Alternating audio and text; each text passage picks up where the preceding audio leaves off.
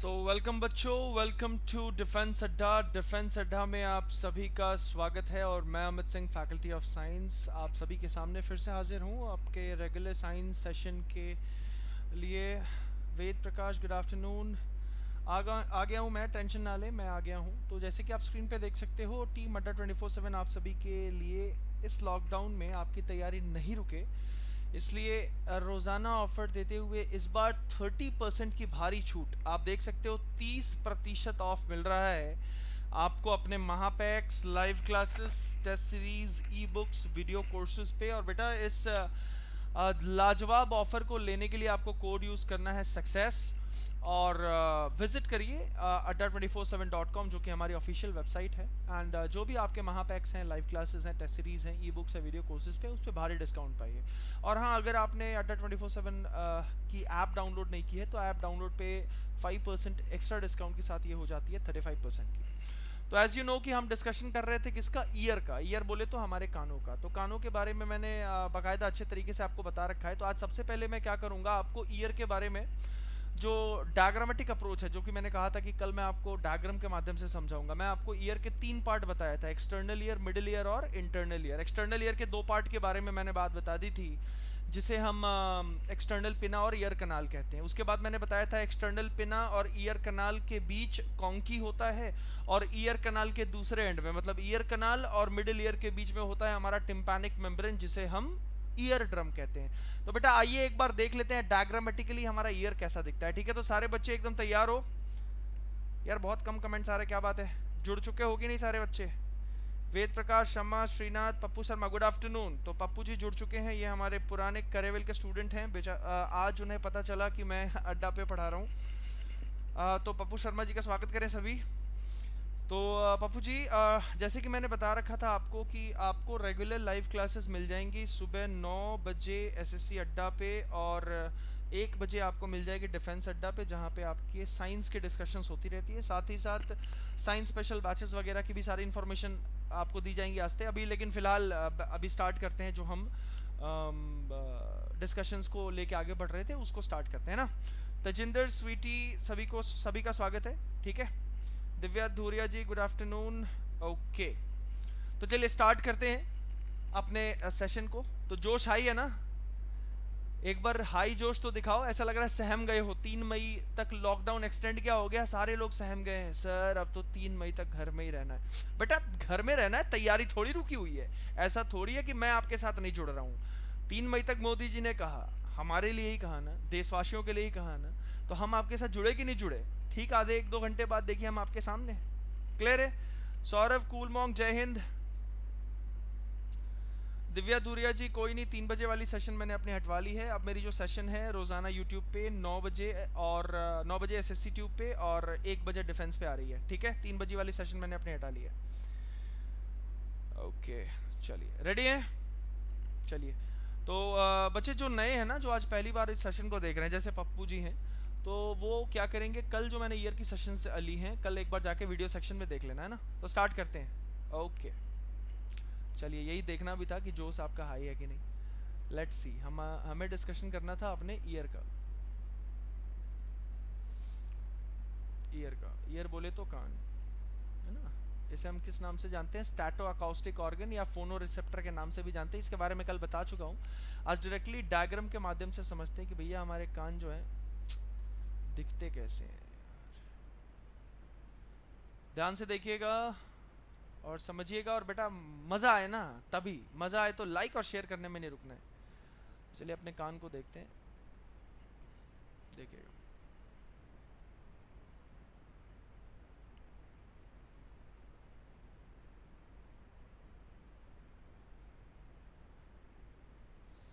देखिए, मैं पूरी बनाने की कोशिश करूँगा, जैसे आपके बॉडी में ये कान है ना, वैसे ही मैं बनाने की कोशिश कर रहा हूँ। और मैं पूरी कोशिश करूँगा कि ये कान की तरह ही दिखे।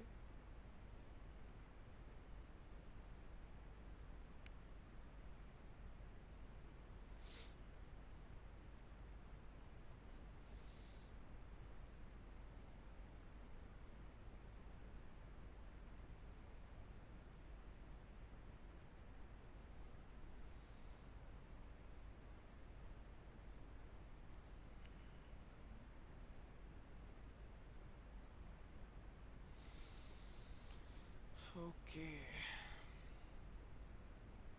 ये समझ लो अंदर वाला जो कॉन्की बताया था ना, ये कॉन्की रीजन है जो थोड़ा सा क्या होगा, हार्ड होगा, थोड़ा सा क्या होगा, ये हार्ड होगा।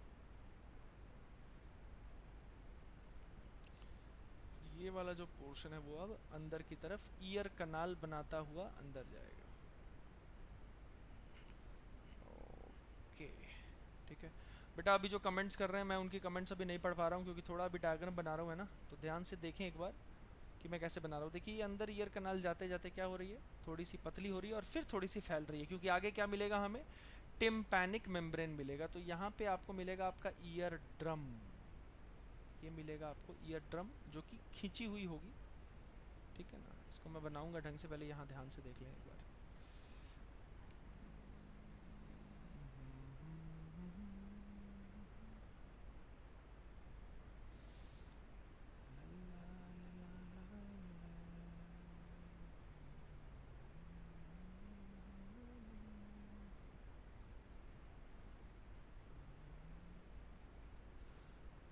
ये थोड़ा सा मैं इसे डार्कन कर दे रहा हूँ ताकि ये समझ में आए कि ये बाहरी भाग है ना, कान का मुड़ा वाला हिस्सा होता है ना, आप एकदम कान के आखिरी हिस्से को देखो तो थोड़ा फोल्डेड होता है, ऊपर से भी थोड़ा फोल्डेड होता है, अंदर से भी फोल्डेड होता है। तो ये बाहरी वाला मैं बना रहा हूँ, ये अंदर वाला लेयर है और ये अंदर वाला लेयर भी एक बार ऐसे मुड़ेगा, ठीक है, क्लियर है बच्चे।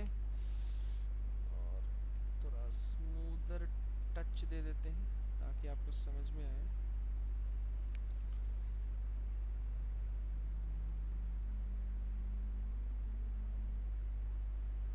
तो ये आपका हो गया क्या, एक्सटर्नल पिना, ये क्या है हमारा, एक्सटर्नल पिना, एक्सटर्नल पिना, ठीक है बच्चे।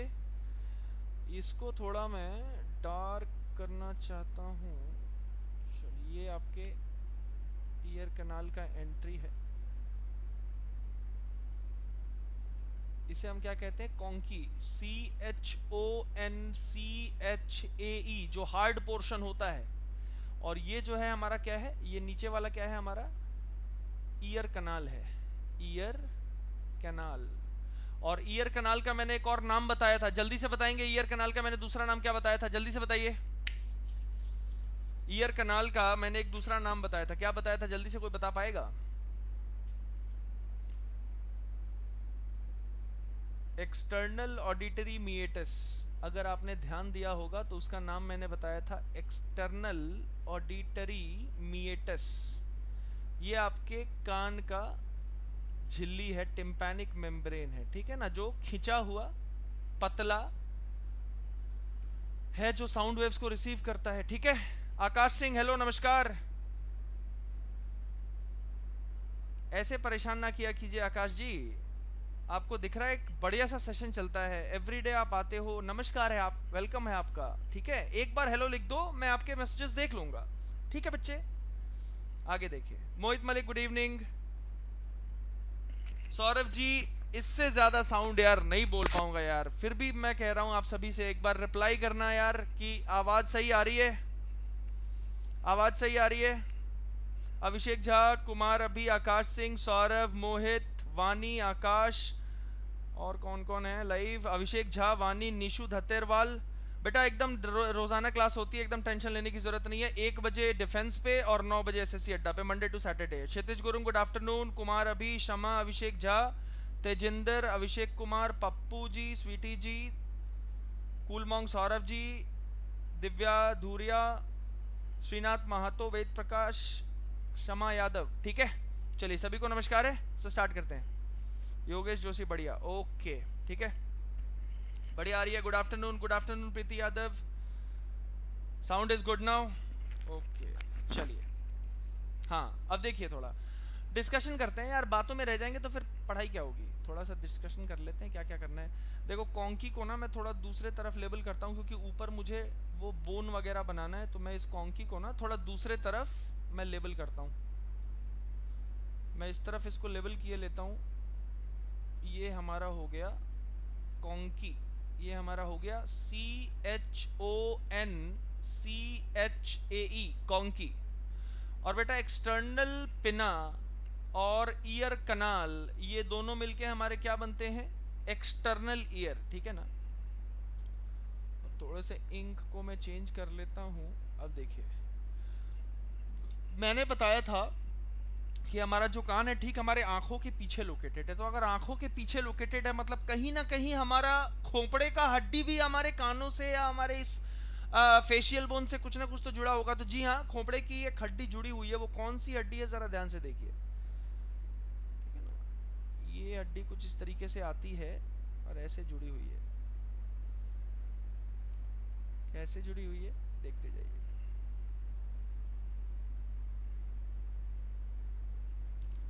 यहाँ पे 3 हड्डियां हैं, उन हड्डियों को जरा एक बार ध्यान से देख लेंगे। देखिए, एक होता है यहाँ पे मैलियस हड्डी, ठीक है ना, ये हो गया मैलियस। और ठीक इसी के साथ एनविल शेप में जुड़ा हुआ है ये इंकस, और स्टेप्स जो जुड़ी हुई है वह ऐसे जुड़ी, ठीक है ना। क्लियर है बच्चे, मैलियस, इंकस और स्टेप्स, ठीक है ना। ये तीनों हड्डियां हैं। मैं तीनों को ऐसे डॉट डॉट कर लेता हूं ताकि समझ में आएगा आपको।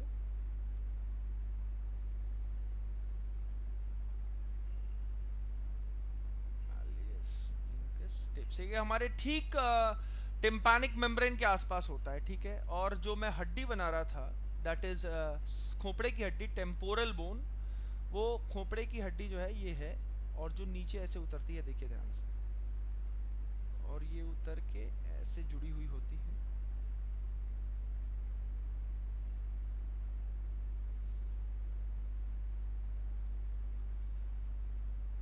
और ये मान लो हमारे ब्रेन का पल्प है, ये हमारा ग्रे मैटर है जो ऐसे सिकुड़ा हुआ आपको दिख रहा है।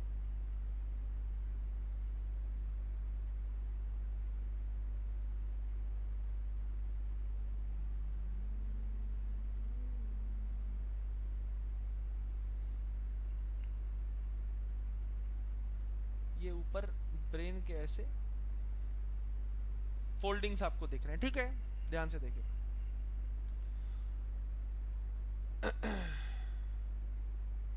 बेटा जहां ना समझ में आए ना वहां तुरंत पूछना, शर्माना नहीं है और घबराना भी नहीं है कि बाकी लोग क्या कह रहे हैं। कोई किसी के लिए जिंदा नहीं है यहाँ पे, सब अपने लिए आए हैं।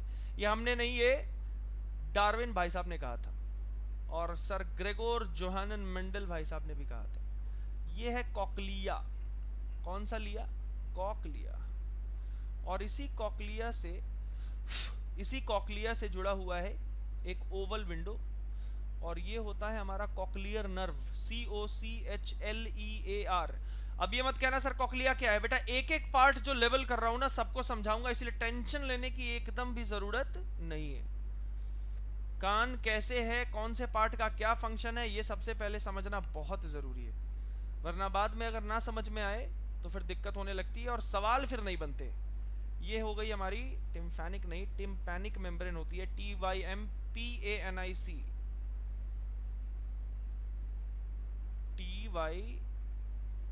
TYM, tympanic membrane, tympanic membrane, ठीक है। ये हो गई हमारी मैलियस हड्डी, कान की पहली हड्डी। ये हो गई हमारी इंकस हड्डी, INCUS, और ये हो गई हमारी स्टेप्स हड्डी, STAPES। भले ही आपको थोड़ा बड़ा दिख रहा होगा, लेकिन मैं आपको बता दूं स्टेप्स जो है वो स्मॉलेस्ट बोन ऑफ बॉडी है, हमारे शरीर की सबसे छोटी हड्डी है। It is the smallest bone of हड्डी। ओके, मैं फिदा शाद कह रही हैं सर बोन का वर्क क्या है कान में। बेटा बोन का जो वर्क है मैं बता दूं, बेटा बोन है ना जो खोपड़े का बोन है, आप समझो ना कि आपके यहाँ कान दिख रहे हैं, यहाँ नाक है, यहाँ आंख है। आपका जो असली कान है वो ठीक आपकी आंखों के पीछे अवस्थित है। तो आंख के पीछे जो कान है और ये आंख, वो सब ऊपर इस खोपड़े के बोन से ही तो जुड़ा हुआ है। तो सामने ये फ्रंटल बोन है, यहाँ पे पैराइटल है, और ऊपर की तरफ जाओगे तो बीचों बीच टेम्पोरल बोन है। तो टेम्पोरल बोन के अंदर की तरफ से देखोगे, अगर खोपड़े के अंदर की तरफ से देखोगे तो टेम्पोरल बोन आपके कानों के साथ जुड़ा हुआ होगा। समझ पा रहे हैं? तो हमारे कान की जो हड्डी है, हमारे कान की जो हड्डियां हैं, या हमारा जो इंटरनल ईयर है या मिडिल ईयर है, वो ब्रेन के वो हमारे स्कल के किस हड्डी से जुड़ा है? तो हमें ध्यान रखना है वो कौन सी हड्डी है? टेम्पोरल बोन है। तो मैं यहाँ लिख भी दे रहा हूं, this bone is temporal bone, TEMPORAL। Support है ना बच्चे, क्लियर है? टेम्पोरल बोन है ये, ठीक है। ये ऊपर तो आपका ब्रेन हो गया। ये तीन हड्डी हमारे कानों की, ये हमें क्या क्या कहलाती हैं? Ear ossicles. Ear ossicles, OSSICLES, ear ossicles. उसमें सबसे छोटा स्टेप्स। ये रहा आपका कॉक्लिया, और देखो इसी के अंदर से एक कनेक्शन बाहर आता है, मैं आपको दिखाऊंगा, जो नीचे हमारे ग्रसनी की तरफ यानी फेरिंग्स की तरफ आती है, ठीक है। डबल लेयर्ड होता है थोड़ा, तो एक बार मैं बना लूं। अब आवाज आ रही है? गले में पहन लिया है मैंने माइक, अब आवाज आ रही है? एक बार जल्दी से बच्चे रिप्लाई करो, अब आवाज पहले से क्लियर है?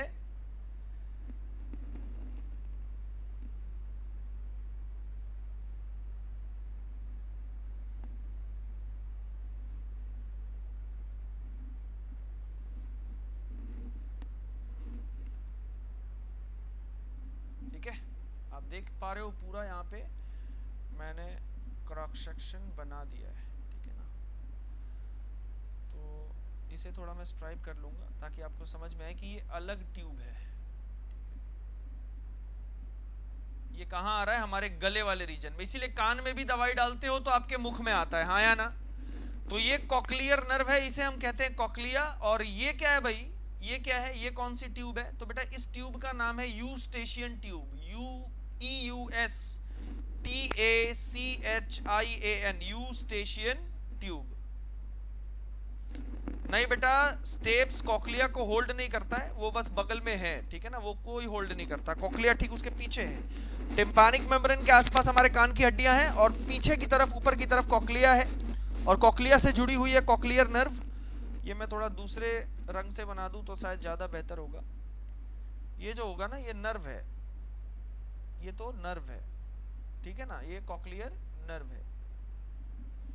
और ये जो है वो हमारी यूस्टेशियन ट्यूब है। और ये हो गई हमारी कॉक्लिया।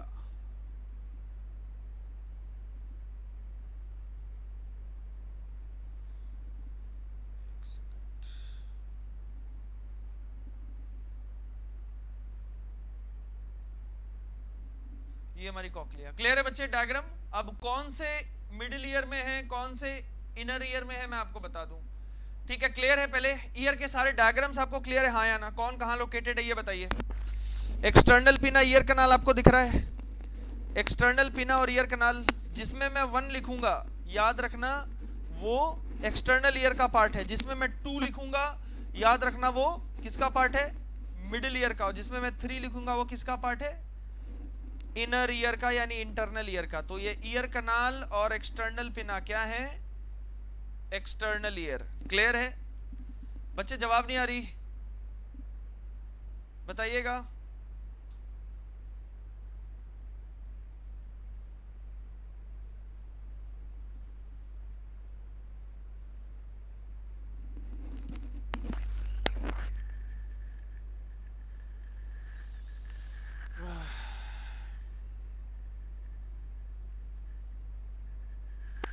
मिडिल ईयर में कौन है? मिडिल ईयर में हो गए आपके ये मैलियस इंकस स्टेप्स, दोनों हड्डियां, और साथ ही साथ हमारी टिम्पैनिक मेम्ब्रेन। और हमारे इंटरनल ईयर में क्या आ जाएगी? कॉक्लिया और यूस्टेशियन ट्यूब। बच्चे क्लियर है? देखिए अब मैं आपको अगले पेज में लिख के बता देता हूं कि हमारा जो ईयर है उसके 3 पार्ट कौन कौन से? External ear, external ear, middle ear और इंटरनल ईयर, और इंटरनल ईयर। एक्सटर्नल ईयर के 2 हिस्से कौन कौन? एक्सटर्नल पिना, एक्सटर्नल पिना और ईयर कनाल, और ईयर कनाल। मिडिल ईयर के कौन पार्ट है भाई? तो हमारे ईयर ऑसिकल्स यानी मैलियस इंकस टेप्स और हमारी टिम्पैनिक मेम्ब्रेन और हमारी टिम्पैनिक मेम्ब्रेन जिसे हम ईयर ड्रम भी कहते हैं, टिम्पैनिक मेम्ब्रेन या ईयर ड्रम, कान का पर्दा। और हमारा इनर ईयर के दो पार्ट हैं, कौन कौन से? हमारे कॉक्लिया और यूस्टेशियन ट्यूब, कॉक्लिया और यूस्टेशियन ट्यूब। अब एक एक करके इनके बारे में पढ़ लेना है, समझ लेना है, काम खत्म है। कल मैंने एक्सटर्नल पेना के बारे में बता दिया था, ईयर कनाल के बारे में भी बता दिया था। ईयर कनाल के अंदर जो ग्लैंड्स होते हैं जो ईयर वैक्स सिक्रीट करते हैं जिसे हम सेरुमेन कहते हैं, उसके बारे में भी बताया था। सेरुमेन का काम होता है कि वो हमारे टिम्पैनिक मेम्ब्रेन को क्या करे? मॉइस्ट रखे और साथ ही साथ बाहर से आने वाली तेज इंटेंसिटी वाली ध्वनि तरंगों से उसे बचा के रखे। तो एक्सटर्नल ईयर हमने लगभग कंप्लीट कर रखा है, एक्सटर्नल ईयर हमने कंप्लीट कर रखा है। आज हमें डिस्कस करना है अपने मिडिल ईयर के बारे में, तो हम डिस्कस करेंगे आज मिडिल ईयर और इंटरनल ईयर। बच्चे यहां तक जितनी भी बातें मैंने बताई क्लियर है, हाँ या ना? अब डायग्राम की तरफ एक बार मैं ले जाता हूं, डायग्राम देख लें, स्क्रीनशॉट ले लें और फिर मिडिल ईयर के डिस्कशन के साथ हम आगे बढ़ेंगे। क्लियर बच्चे? बताइएगा। बबीता घोष, पप्पू शर्मा, तेजिंदर फिदाशाद। सर कान ना हो तो भी साउंड सुन सकते हैं क्या? बेटा सबसे पहली बात तो ये है कि आप कान समझ किसे रहे हैं ये जानना जरूरी है। बेटा ये कान तो है ही नहीं ना, ये तो बाहरी कान का हिस्सा है जिसे हम ईयर पिना कहते हैं, ठीक है। हमारा जो ईयर है वो तीनों से मिलके बना है, ये वाले हिस्से से भी, बीच वाले हिस्से से भी और अंदर वाले हिस्से से भी। अब तीनों जब मिल जाएगा तो अब सुनाई किससे देता है? तो उसमें लिए जिम्मेदार हमारा टिम्पैनिक मेम्ब्रेन भी है, हमारा जिसे हम ईयर ड्रम कहते हैं, कॉक्लिया भी है जो हमारे सारे साउंड वेव्स को पहचान के ब्रेन तक ले जाता है कॉक्लियर नर्व द्वारा, और टिम्पैनिक मेम्ब्रेन भी है जिसका फंक्शन ये है कि जो बहुत तेजी से साउंड आती है उसको वो गले की तरफ ले जाता है थ्रू एक ट्यूब जिसका नाम है यूस्टेशियन ट्यूब। एक ट्यूब के रास्ते जो तेज इंटेंसिटी वाली साउंड वेव्स होंगी उनको ट्यूब के रास्ते वो गले के पास लेके चला जाता, उसे हम क्या कहते हैं? Eustachian tube. एक एक करके सबका फंक्शन बताऊंगा तब समझ में ज्यादा बेहतर तरीके से आएगा। एक्सटर्नल पिना, ईयर कैनाल तो क्लियर है। चलिए मिडिल ईयर के बारे में अब आराम से बातें करेंगे, आगे बढ़ सकते हैं? जल्दी से बताइए बच्चे, एक बार थम्स अप कर दो तो मैं आगे बढ़ जाऊंगा, ठीक है।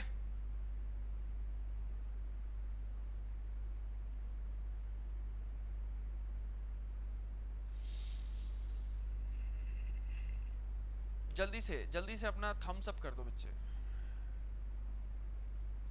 डायग्राम कैसा आया? मजा आया? डायग्राम को देख के मजा आया, हाँ या ना? तुम्हारे एक एक हड्डी के बारे में बताऊंगा, मैलियस का फंक्शन क्या है, इंकस का फंक्शन क्या है, ताकि कोई भी चीज छूटे ना। ऐसा ना हो कि सर पढ़ा लेकिन ऐसा लग रहा है कि मतलब हाँ ये छूट गया वो छूट गया, ऐसा नहीं होगा, ठीक है। चलिए, प्रीति यादव, सर कान ना हो तो नहीं सुन सकते। बेटा कान नहीं होगा तो कैसे सुनोगे? क्योंकि साउंड वेव्स को पहचानने वाले जो मेम्ब्रेन्स वगैरह है वो तो उसी के अंदर है ना। चलिए बेटा एक बार लाइक शेयर जरूर कर देना है ना सेशन को। चलिए आगे बढ़ते हैं और मिडिल ईयर के बारे में समझते हैं। तो ये मैंने आपके कान के बारे में दिखा दिया और अब बात करते हैं डायरेक्टली। हाँ, इसके अंदर मैं ग्लैंड्स को आपको दिखा दे रहा हूँ। ये अंदर में जो होते हैं ना, ये वाले रीजन यहाँ पे होते हैं आपके सेरुमिनस ग्लैंड्स। इसके अंदर होते हैं क्या? ग्लैंड्स, ग्रंथियां। और इस ग्रंथियों का नाम क्या है वो भी मैं एक बार लिख देता हूं, जिन्होंने नहीं नोट किया नोट कर लें। इन ग्रंथियों का नाम है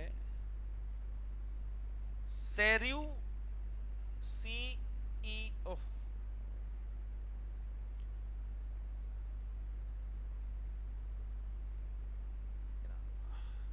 आप समझ सकते हो बच्चे कि we are trying our best कि हम आपको अच्छे से अच्छे कंटेंट को दे सके। सारे टीचर्स ट्राई कर रहे हैं बट आप समझ सकते हो कि चूंकि स्टूडियो नहीं है तो घर से पढ़ाने में थोड़ी तकलीफ तो हमें भी हो रही है, सारे टीचर्स को ही होती है, बट स्टिल वी आर डटे हुए हैं हम, ठीक है ना, ताकि आपको क्वालिटी एजुकेशन मिलता रहे। उसे हम क्या कहते हैं? सेरुमिनस ग्लैंड, सेरुमिनस ग्लैंड्स। अब सेरुमिनस ग्लैंड्स वो कौन है भाई? ये आपको दिखा रखा है। और सेरुमिनस ग्लैंड सिक्रीट क्या करते? ये स्राव क्या करते? तो ये सिक्रीट करते हैं सेरुमेन, ये सिक्रीट करते हैं सेरुमेन, CERUMEN।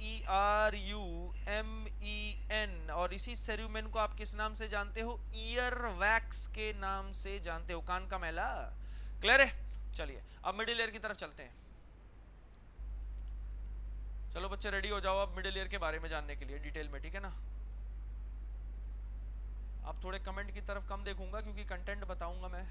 हाँ, कमेंट्स पढ़ रहा हूँ, ऐसी बात नहीं है। वेद प्रकाश, अच्छा सपना कह रही है कि सर ये कंफ्यूजिंग डायग्राम है। बेटा कहाँ कंफ्यूजिंग है, ध्यान से देखिए। ये एक्सटर्नल पिना है, बाहर वाला, ये ईयर कनाल है, तो ये वाला पोर्शन और ये वाला पोर्शन एक्सटर्नल ईयर में। मिडिल ईयर में कौन सा पोर्शन, ये वाला पोर्शन जहां ईयर ड्रम है और ईयर ऑसिकल्स है, टिम्पैनिक मेम्ब्रेन और ईयर ऑसिकल्स, ये रहा। और इनर वाला कौन है, तो कॉक्लियर। और ये मैं घेरने से थोड़ा पिक्चर का वो शेप खराब हो जाएगा, फिर भी चलो मैं घेर ही देता हूं। ये देखो, ये पहला डब्बा जो है, ये जो पहला डब्बा है यहां तक, ये क्या है, ये यहां तक जो पहला डब्बा है वो क्या है, एक्सटर्नल ईयर है। क्लियर है। उसके बाद ये वाला जो सेक्शन है वो क्या है, हमारा मिडिल ईयर है। अब सभी को क्लियर हो जाएगा। और इसके बाद क्लियर नहीं होगा तो बेटा नर्सरी में एडमिशन कराना पड़ेगा, बुरा मत मानना, लेकिन नर्सरी में एडमिशन कराना पड़ेगा सबको जिसको अब समझ में नहीं आएगा। देखो मैंने 3 बना दिए स्ट्रक्चर्स। अब पहला जो आपको स्क्वायर दिख रहा है वो आपका एक्सटर्नल ईयर है। उसके बाद जो छोटा वाला ट्रायंगल दिख रहा है इन्वर्टेड, वो आपका मिडिल ईयर है। और उसके बाद जो आपको ट्रायंगल दिख रहा है इरेक्ट, वो है आपका इनर ईयर। अब बताओ क्लियर है कि नहीं। थैंक यू फिदा। ऊपर टेम्पोरल ब्रेन है और टेम्पोरल ब्रेन के ऊपर ब्लू कलर वाला ब्रेन है। टेम्पोरल बोन खोपड़े की हड्डी है और उसके बाद हमारा ब्रेन है, ठीक है ना। वो खांचा रहेगा ना थोड़ा सा।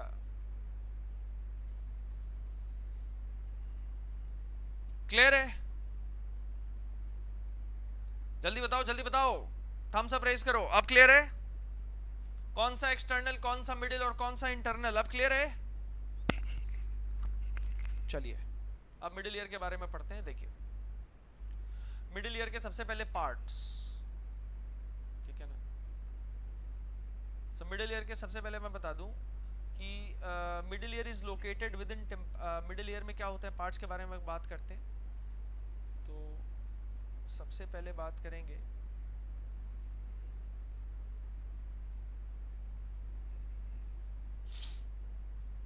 कि भैया middle ear consists of tympanic cavity, मतलब जो हमारा मध्य कान है उसके अंदर एक खाली जगह है, उसे हम क्या कहते हैं, टिम्पैनिक कैविटी कहते हैं। मतलब मध्य कान में एक खाली जगह होता है जिसे हम टिम्पैनिक कैविटी कहते हैं। और ये क्या होता है, हवा से भरा होता है, which is filled with air. अब फिजियोलॉजी को समझिए, फंक्शंस को समझिए। अब ये जो कैविटी है टिम्पैनिक कैविटी, दिस कैविटी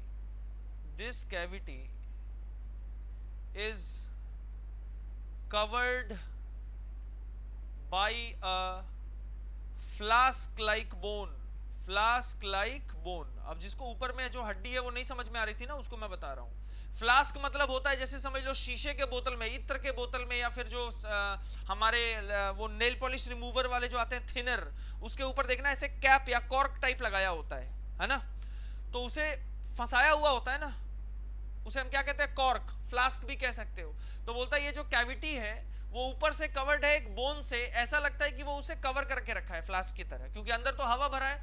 मतलब ये बोन जो है ऊपर से पूरे उसको जैम करके रखा है। क्लियर है। और उस बोन का नाम है, this cavity is covered by a flask like bone called tympanic bulla, TYMPANIC, tympanic bulla, ठीक है ना। मैंने उसका असली नाम बता दिया। आप फिगर पे लेके आते हैं।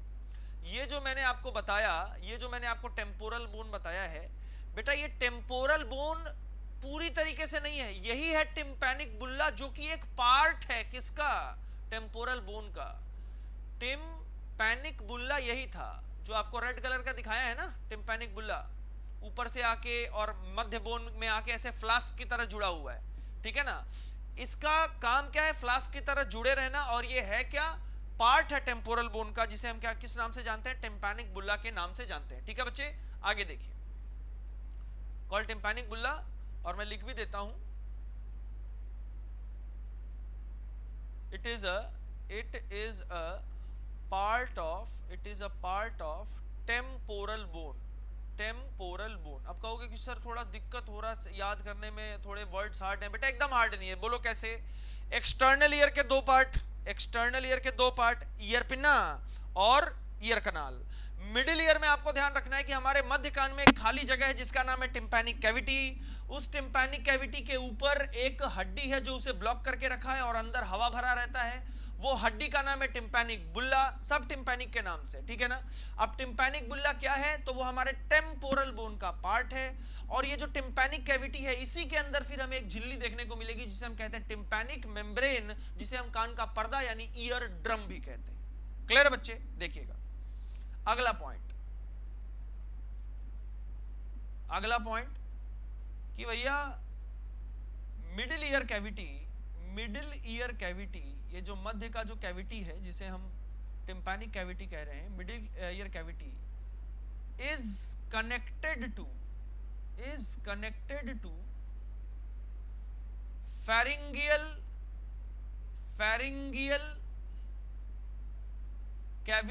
फेरिंगियल कैविटी थ्रू अ कनाल। कहता है कि जो मध्य कान है वो हमारे ग्रसनी वाले हिस्से में, ग्रसनी मतलब ये गला वाला, फेरिंग्स, ठीक है ना, उससे जुड़ा हुआ है। जो मध्य का भाग है, मध्य कान का हिस्सा है, वो सीधे हमारे ग्रसनी से जुड़ा हुआ है। मतलब ये जो दोनों कान है ना, उसका दोनों भाग सीधे आके किससे जुड़ा हुआ है, हमारे ग्रसनी से। इसीलिए बेटा ईयर, नोज और टंग का, तीनों का डॉक्टर एक ही होता है। क्लियर है ना? ईएनटी स्पेशलिस्ट, आपने पता, आपको लोग को तो पता ही होगा। तो middle ear cavity is connected to pharyngeal cavity through a canal, एक नलिका से जुड़ा हुआ है, कॉल्ड, उसका नाम क्या है? तो बेटा थोड़ी देर पहले मैंने पिक्चर पे दिखाया भी था, फिर से दिखाऊंगा। इसे हम लोग कहते हैं यूस्टेशियन ट्यूब, यूस्टेशियन ट्यूब।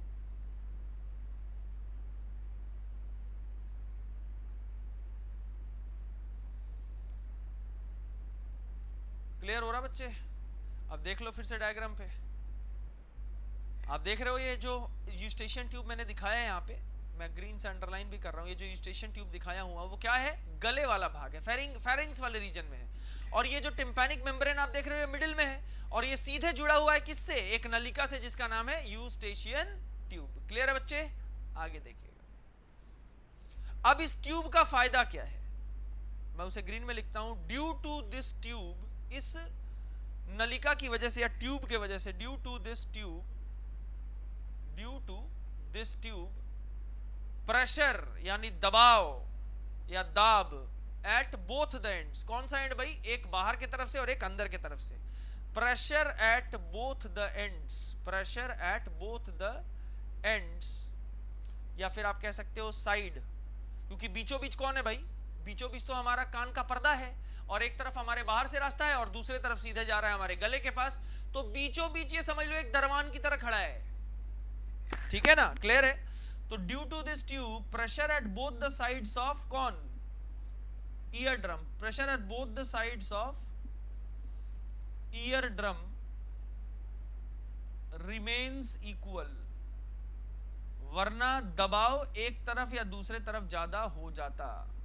तो हमारे बीचों बीच कान का पर्दा है। अब कान के पर्दे के ऊपर जो दबाव बनता है शरीर के अंदर के तरफ से और इधर बाहर के तरफ से, वो बराबर रहता है। किसके वजह से? तो इस ट्यूब के वजह से, क्योंकि इधर कनाल है, ईयर कनाल है, और अंदर में नीचे यूस्टेशियन ट्यूब है, बीचों बीच झिल्ली है, तो वो दोनों प्रेशर लगभग बराबर बनाए रखता है। अगर इस प्रेशर में भी कोई बदलाव आया तो बेटा कान में दर्द होना स्टार्ट हो जाएगा। ये कब होता है? जनरली सर्दी जुकाम जब ज्यादा हो जाए तो देखना नोज ब्लॉकेज हो जाएगा, या फिर गले में कफ हो जाएगा, मतलब फेरिंगियल रीजन में कफ ज्यादा आ जाएगा, मतलब प्रेशर वहां ज्यादा बढ़ने लगेगा। इस वजह से कान में भी दबाव आता है। आपने देखा होगा कि जब हवाई यात्रा, कितने लोगों ने यहाँ पे एरोप्लेन में सफर किया? जल्दी से बताइए,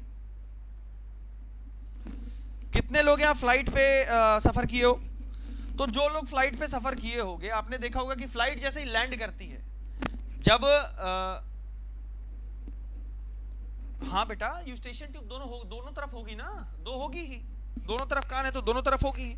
तो जितने लोग फ्लाइट में सफर किए होंगे, मैं आपको बताना चाहूंगा कि जब एरोप्लेन टेक ऑफ कर रही होगी तब भी दबाव बढ़ता है, और जब ऊपर से नीचे आती है तब भी दबाव बढ़ता है। तो आपने कान में फील किया होगा, ऐसा लग रहा है कि कोई उंगली डाल के ऐसा बंद कर रहा है। तो वो दबाव कहाँ फील होता है? आपके फेरिंग वाले रीजन से कान के पर्दे के ऊपर दबाव आने लगता है। इसीलिए कहा जाता है कि या तो कुछ मुंह को चलाते रहिए या करते रहोगे तो क्या होगा? वो प्रेशर जो है रिलीज होगा। या तो आप च्युइंगम चबा सकते हैं उस टाइम, प्लेन के लैंड होते वक्त प्रेशर ज्यादा रहता है तो उस समय आप च्युइंगम वगैरह चबा सकते हो, या अपने ईयरपॉड्स का इस्तेमाल कर सकते हो when you are in an aircraft. Clear है बच्चे? तो ये आपने ध्यान दिया होगा। क्लियर है? ध्यान से देखिए। हाँ, ईयर सुन सा हो जाता है। चलो कोई नहीं, जिन्होंने नहीं किया मैं भगवान से प्रार्थना करूंगा कि जल्दी आप हवाई यात्रा करें, लेकिन कोरोना सब कुछ बढ़िया तरीके से हट जाए उसके बाद। ठीक है? क्लियर हो रहा है ना बच्चे सभी को कंसेप्चुअल वाइज? ठीक है।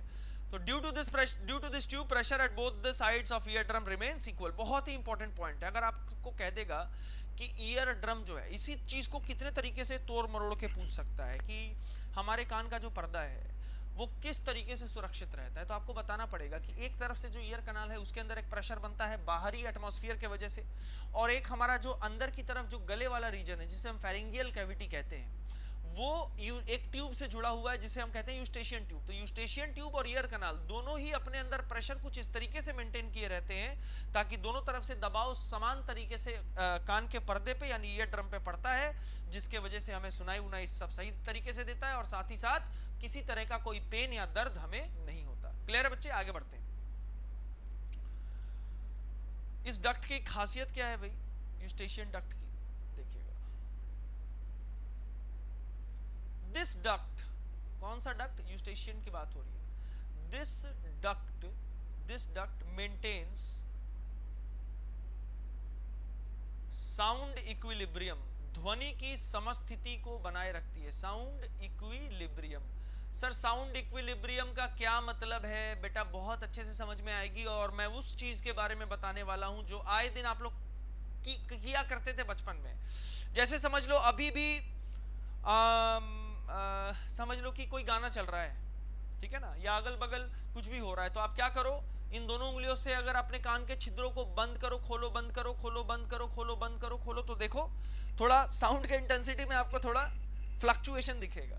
ये क्यों हो रहा है? क्योंकि जैसे ही आप कान के छिद्रों को बंद करते हो उंगली से तो प्रेशर अंदर बढ़ जाता है, फिर खोलते हो तो फिर नॉर्मल होता है। तो आखिर ये जो अंदर प्रेशर का बैलेंसिंग हो रहा है ये किसके वजह से हो रहा है? ट्यूब की वजह से हो रहा है। लेकिन ये जो साउंड कम ज्यादा आ रहा है जब आप अपने कान को आप ऐसे बंद कर रहे हो, खोल रहे हो, बंद कर रहे हो, खोल रहे हो, बचपन में किया करते थे ना मजे लेने के लिए, आवाज होती थी तो ऐसे आ करते थे हम लोग, हाँ या ना? पता नहीं आप लोगों ने किया है कि, लेकिन मैंने तो किया है। देखो बच्चे, तो मैं देखो एकदम लॉजिकली बता रहा हूँ, एनालिटिकली बता रहा हूँ, मजा आ रहा होगा तो देखो शेयर करना, ठीक है ना? क्योंकि जिन जिन के पास पहुंचेगा ना वो उनको समझने में मजा आएगा। देखो science is study of facts यार। अगर आप इसे ढंग से पढ़ते हो तो ऐसा कोई सब्जेक्ट नहीं है, कोई टॉपिक नहीं है जो ना समझ में आए।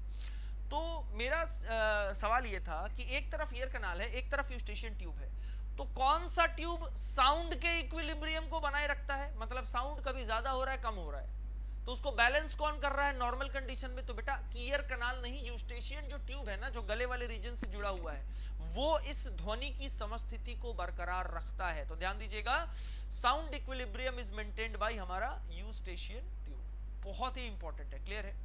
अब कैसे करता है भाई? इट एक्सपेल्स, मतलब बाहर निकालता है। इट एक्सपेल्स हाई वॉल्यूम, समझ लो बाहर से बहुत तेज आप मार्केट में हो और अचानक से कोई बारात गुजर रही है, और आजकल तो जानते ही हो शादी इसलिए की जाती है कि लोगों को दिखाया जाए कि हाँ मैं शादी कर रहा हूँ, ठीक है ना? वरना शादी मंदिर में भी हो सकती है, पर खैर अपना एंजॉयमेंट, हर चीज, सब कुछ मैटर करता है, ये कोई हमारी डिबेट की बात नहीं है।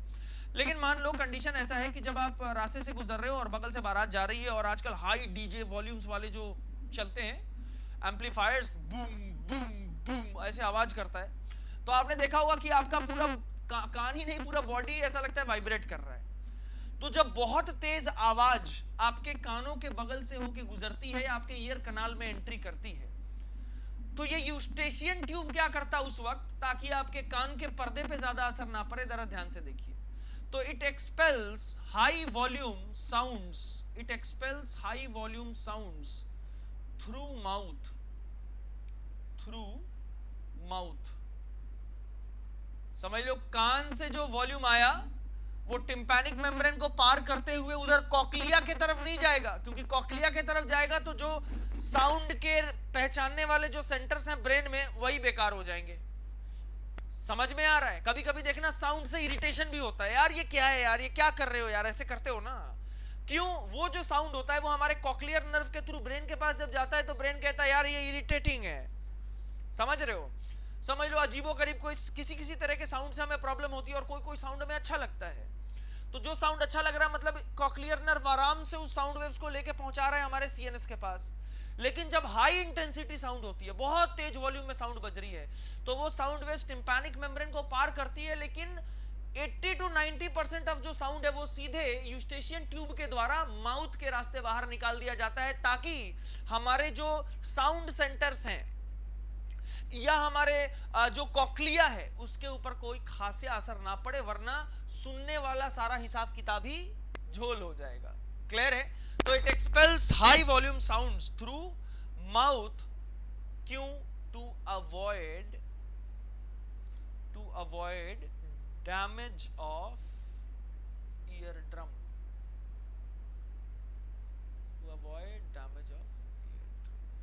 क्योंकि अगर समझ लो अगर पास ना करे, अगर जैसे ही साउंड आते ही अगर वो पास ना कराए तो अंदर में वो जो साउंड है ईयर ड्रम को पास करके अंदर ही जम जाएगा और वो वापस रिफ्लेक्ट करके फिर ईयर ड्रम पे ही आएगा।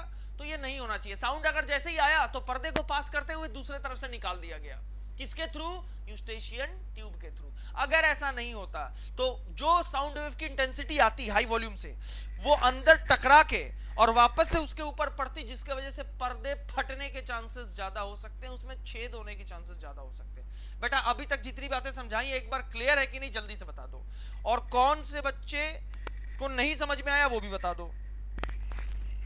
प्रीति यादव कह रही है सर अगर मुंह बंद हो तब। बेटा ऐसा कभी हो ही नहीं सकता कि तेज आवाज आ रही है और आपका मुंह बंद हो। पहली बात फील करके देख लो। तेजिंदर कह रहे हैं सर रेमिक्स म्यूजिक की फीलिंग लेते हैं। बेटा हम तो हर म्यूजिक की फीलिंग लेते हैं। वैसे हमें गाना गाना भी पसंद है। पप्पू जी जो हमारे पुराने स्टूडेंट हैं कैरियरविल वाले स्टूडेंट्स ने हमसे बहुत गाना सुना है, ठीक है ना। या used to sing there during the classes. ऐसा नहीं कि रोजाना, बट हाँ कभी बच्चों को अगर पसंद होता था तो I used to sing also. ठीक है, कभी इसका भी मुशायरा हो ही जाएगा। But for the time being जितनी बातें अभी तक समझाया क्लियर है। बबीता को क्लियर, शमा को क्लियर, बाकी और बच्चे क्लियर है ना अभी तक बातें यार? हाँ, कुमार, अभी, शमा, श्रीनाथ महतो क्लियर है। बाकी बच्चे जल्दी जल्दी, we have very less time, ठीक है ना। टाइम बहुत जल्दी जल्दी भागती है, आपको पता है, ठीक है।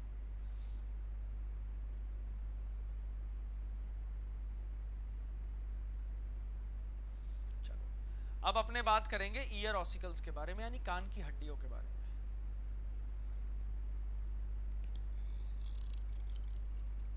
ईयर ऑसिकल्स, कान की अस्थियां। अभिषेक झा सर लगता है इतनी बायो पढ़ने के बाद मुझे लगता है मैं नीट क्लियर कर जाऊंगा। बेटा एकदम देखो, नीट थोड़ी नेक्स्ट लेवल की चीज़ है, लेकिन हाँ कभी आप लोगों को भी सुना दूंगा, ऐसी कोई बात नहीं है। जैसे कि मैंने कहा कि नीट थोड़ा 1 स्टेप अहेड है बेटा। हाँ ठीक है, जितनी बातें बता रहा हूँ उससे आपकी 70 to 80% क्लियर हो जाएगी। लेकिन नीट में ऐसा नहीं कि सिर्फ ह्यूमन फिजियोलॉजी ही आता है, उसमें plant physiology, photosynthesis, respiration, ecology, genetics, biotechnology, उसको एकदम ब्रीफ में पढ़ना है।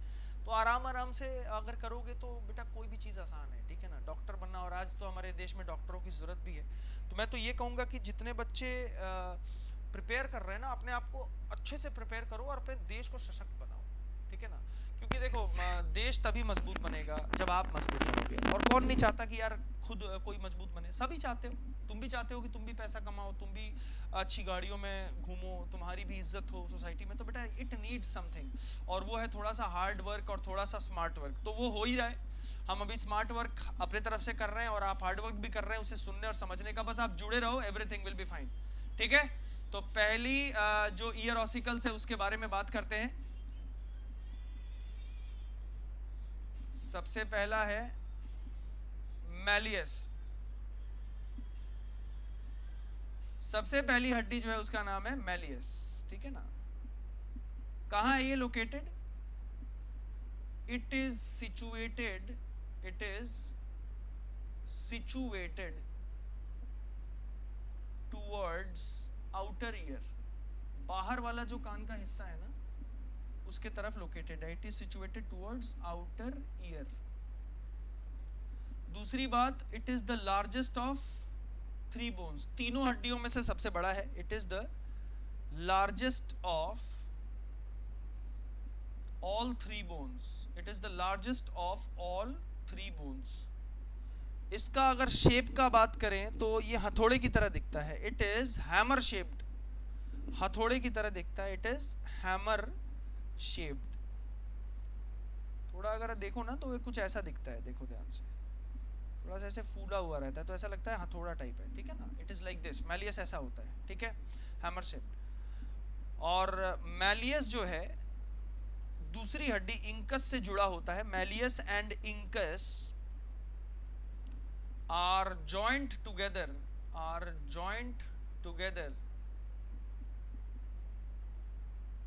जॉइंट का नाम पूछेगा भाई. मैंने बताया था जॉइंट के बारे में जब आपको क्लासेस ली थी तो मैंने बताया था 3 तरीके की जॉइंट होती है.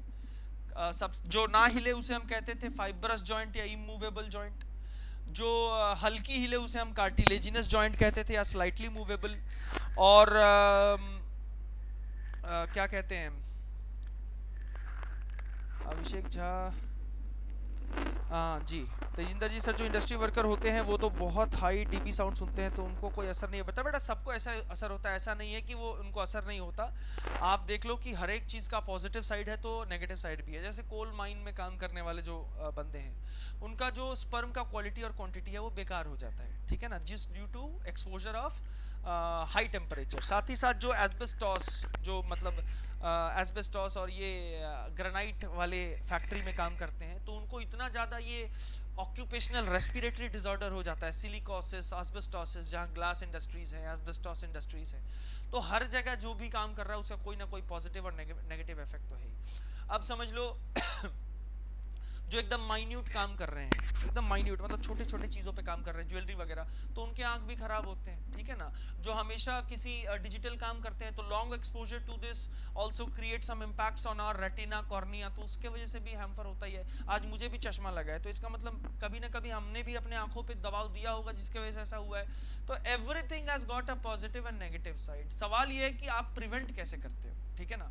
तो चलिए अपने पहले हड्डी के बारे में बात कर रहे थे कि मैलियस कैसा है, हथौड़े की तरह और तीनों में सबसे ज्यादा बड़ा है, बाहरी कान की तरफ ये स्थित है. और मैलियस दूसरी कान की हड्डी जिसे हम मिंकस कहते हैं उसके साथ जुड़ा हुआ है. जिस जॉइंट के साथ, उस जॉइंट का नाम है साइनोवियल. SYNOVIL. साइनोवियल मतलब आराम से हिलेगा. Synovial hinge joint. हिंज मतलब चिटकिनी की तरह जैसे होती है ना, उसे हिंज कहते हैं. साइनोवियल हिंज जॉइंट मतलब एक तरफ वो हड्डी ऐसे मुड़ती होगी, दूसरे तरफ नहीं, इसे हम कहते हैं हिंज जॉइंट. और साइनोवियल मतलब जिस तरफ घूम रही होगी उस तरफ आराम से घूम रही होगी और दूसरे तरफ जहां लॉक है वहां लॉक है. जैसे ये हमारे हाथ का जॉइंट देखो, आराम से इतने दूर घूमता है ना, मेरी तरफ देखिएगा, आराम से इतनी तरफ घूमता ही है, लेकिन दूसरे तरफ आप देखो तो यहाँ अटक जाता है. क्लियर है.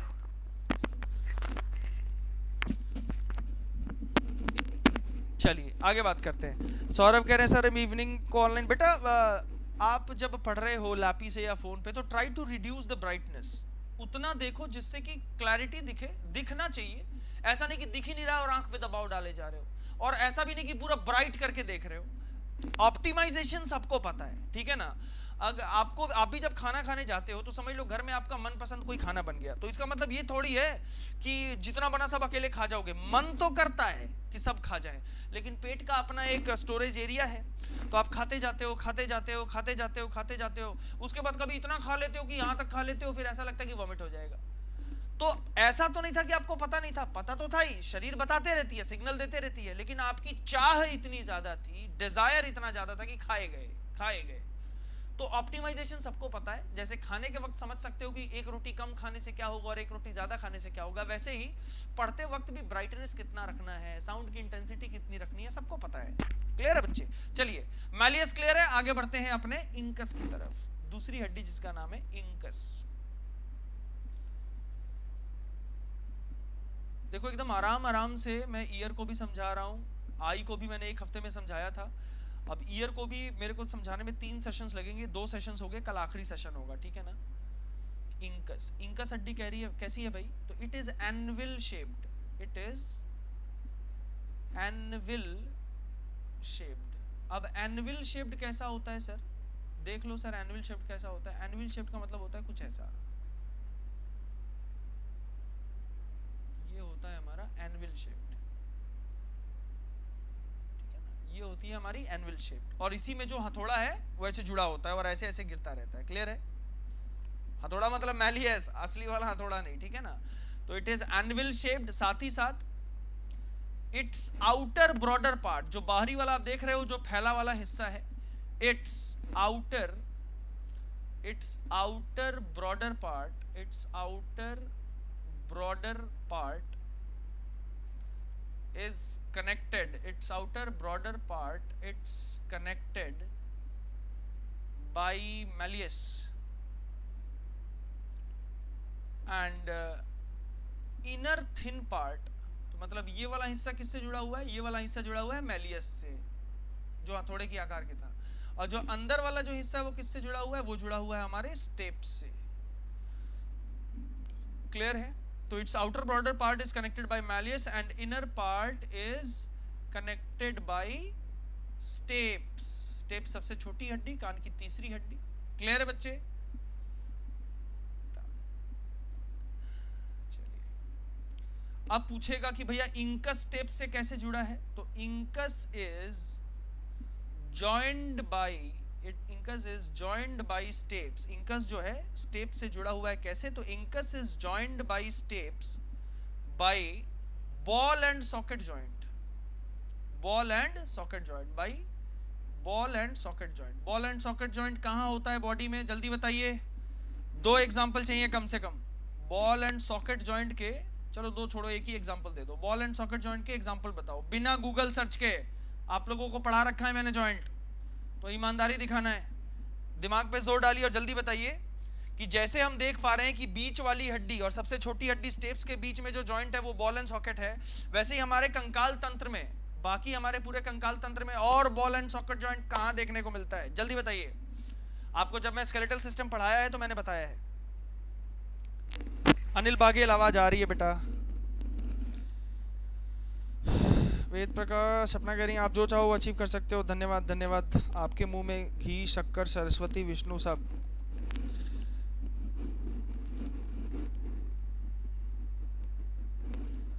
सपना कह रही है sir we really want to know sir आप कि आप इतनी हार्ड वर्किंग इंटेलिजेंट फैकल्टी हो सर, आप पढ़ाते तो नहीं होगे बेटा? मैं चलो छोड़ो, कोई नहीं, मजा आ रहा है ना, बस याद रखिए। तो प्रीति कह रही है थाई, बेटा सिर्फ थाई कहोगे तो बेटा थाई तो नीचे घुटने से भी जुड़ी है। श्रीनाथ में तो एल्बो कह रहे हैं, गलत जवाब बेटा। एल्बो कहाँ है? एल्बो तो हिंज जॉइंट है, यही पढ़ाया मैं तो। गलत कर दिया ना, गलत कर दिया ना। लेग्स लिख दिया, लेग्स में कितने तरह के जॉइंट मैंने बताया था। देखो यार, इसी से गुस्सा आता है, पढ़ाने के बाद आप लोग मेहनत नहीं करते यार। चलो मैं गुस्सा नहीं करूंगा, ठीक है, लेकिन आप ध्यान से समझे। शोल्डर, यस तेजिंदर ने सही जवाब दिया है, वेद प्रकाश ने सही जवाब दिया। जिन लोगों ने एल्बो थाई लिखा है उनको पिटाई पड़ेगी, मैं बता रहा हूं, ठीक है। कंधा और ये जांग की जो हड्डी है फीमर, वो हिप बोन से जहां जुड़ी है वो है ना, मैंने आपको बताया भी था। एक बार फिर से डायग्राम देखिए, ये है आपका हिप बोन यानी कूल्हास्थी। ये क्या है आपका? कूल्हास्थी। इतने अच्छे से डायग्राम बना बना के दिखाता हूं, फिर ये भाई साहब इंसान होके अपने शरीर को नहीं समझ पा रहे। देखिएगा, ये जो कूल्हास्थी है वो किससे जुड़ी हुई है? बीच में प्यूबिक सिम्फाइसिस से जुड़ी हुई होती है।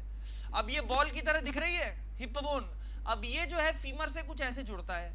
ये आपकी रही फीमर हड्डी, दिख रहा नहीं दिख रहा? और यही हड्डी ऐसे नीचे उतर जाएगी, तो ये है आपका फीमर। तो सिर्फ थाई थोड़ी लिखोगे, थाई तो सिर्फ फीमर से बनता है।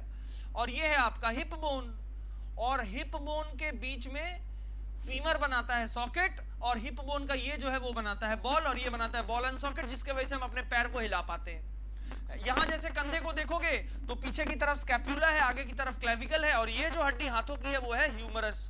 तो ये आके बनाती है हमारी बॉल, और क्लेविकल और स्कैप्यूला मिला के बनाती है सॉकेट। तो कंधे में यानी शोल्डर में होती है हमारी बॉल एंड सॉकेट जॉइंट। तो याद रखना, शोल्डर और ये जो हमारा हिप बोन और फीमर का जॉइंट है वहां है ball and socket joint. Clear है बच्चों? हिमांशु प्रताप सर जॉइंट्स का 3 टाइप बता रहे थे बेटा। हिमांशु 3 तरीके की जॉइंट होती है, उसे हम कहते हैं फाइब्रस जॉइंट, दूसरा कार्टिलेजिनस जॉइंट और तीसरा बोलते हैं साइनोवियल जॉइंट। फाइब्रस मतलब जो हिलता नहीं, कार्टिलेजिनस मतलब जो हल्का हिलेगा, और साइनोवियल मतलब जो पूरे अच्छे तरीके से हिलेगा, फ्री तरीके से। ठीक है ना। शमा यादव फिर कह रहे हो घुटना कोहनी, गलत। घुटना कोहनी इज हिंज जॉइंट। आपका जो घुटना है वो अंदर की तरफ मुड़ता है, बाहर की तरफ मोड़ लोगे क्या? लेकिन बॉल एंड सॉकेट तो पूरे अच्छे तरीके से घूमता है, फ्री मूवमेंट है। क्लियर है? यस। जो अभिषेक झा कह रहे हैं सर मैं वही बोलना चाहता था। चलो अब क्लियर है ना सभी को, मजा आ रहा है? चलो अब ball and socket joint clear हो गया। मजे लेके पढ़ेंगे, और मेरे डांट से आप लोग नाराज तो नहीं होते? थोड़ा डांटना तो बनता है ना यार, पढ़ा सकता हूं तो डांट भी सकता हूं थोड़ा बहुत, हाँ या ना? तो ये मत कह देना सर तो बड़ा चिल्लाते हैं, सर तो बड़ा डांट देते हैं। मैं प्यार से चिल्लाता हूं, ठीक है? क्लियर है? अगला देखिए, तो मैलियस हो गया, इंकस हो गया। अब जो आखिरी हड्डी है वो है स्टेप्स। आखिरी जो हड्डी है उसके बारे में भी जान लेंगे, और वो है हड्डी स्टेप्स। STAPES, स्टेप्स हड्डी सबसे छोटी हड्डी है ऑफ हमारी human body. It is the smallest bone of human body, smallest bone of human body.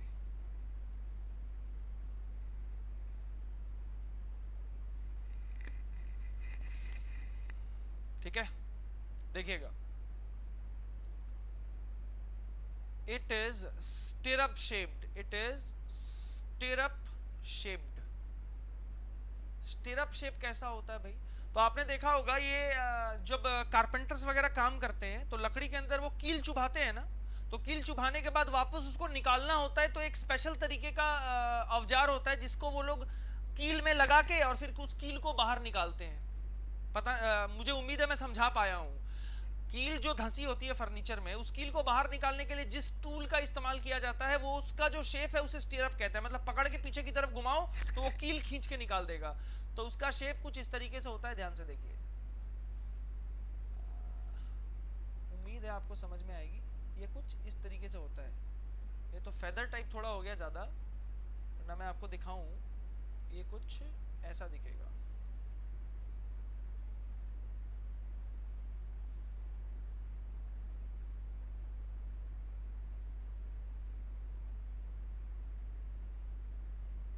ऐसे स्टिरअप शेप्ड, ठीक है ना।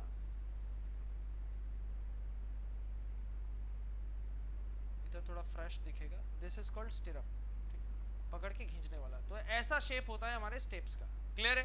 तो इट इज स्टिरअप शेप्ड। और दूसरा मैंने बता दिया smallest shape of the body. और याद रखना कि smallest muscle attached, smallest muscle is stapedius muscle, smallest muscle is stapedius muscle. अब ये स्टेप्स तो किसी के साथ जुड़ा नहीं होता है, तो इसके जॉइंट के बारे में कोई बातें नहीं होगी। Smallest muscle is stapedius, STAPEDIUS, IU है ये, है ना, स्टपीडियस, TIUS, स्टपीडियस मसल। और ये सबसे छोटी मसल है, और किससे जुड़ी होती है? ये भी जुड़ी होती है हमारे स्टेप से ही। क्लियर है बच्चे? और इंपॉर्टेंट में लिख लेना, all 3 ear ossicles। अब हड्डी हड्डी से किससे जुड़ती है? जल्दी से बताइए। Tendon, ligament, tendon, ligament, tendon, ligament. Option दिया, टेंडन या लिगामेंट। बोन, बोन से कैसे जुड़ती है? टेंडन से या लिगामेंट से? ये भी बातें बताएं, जल्दी से रिस्पॉन्स आना चाहिए क्योंकि आखिरी मिनट है। चीज कह रहे हैं sir what is the size of steps? बेटा साइज नहीं पूछेगा, बहुत छोटा साइज होता है, साइज कभी नहीं पूछेगा आपसे, ठीक है ना। क्लियर है? हाँ, एनविल बोल।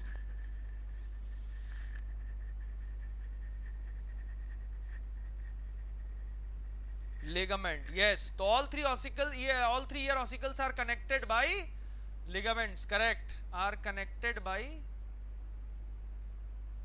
Ligaments, are connected by ligaments, ठीक है। तो आज के लिए इतना ही, कल हम इंटरनल ईयर के बारे में डिस्कशन करेंगे। So how was the class बच्चे? How was the class? जल्दी से एक बार अपने बेशकीमती कमेंट्स ज़रूर दें और आज के सेशन के बारे में अपनी राय को भी जल्दी बताइए, ठीक है ना। How was the session, overall session कैसा रहा, आप सभी को कैसा लगता है। और आज पप्पू जी, आज आपका पहला क्लास था, आप हमारे पुराने विद्यार्थी हैं career will say. How was the class, मज़ा आया? जैसे कि आप कह रहे थे कि सर अब मज़ा नहीं आ रहा है, तो मैंने कहा कि चलो आज आपको मज़ा वापस से दिलवाते हैं, जिस तरीके से मैं आपको पहले दिलाया करता था। How was the class? बच्चे आपने कमेंट ज़रूर एक बार बताएं, एंड उसके बाद I will log off from today's session.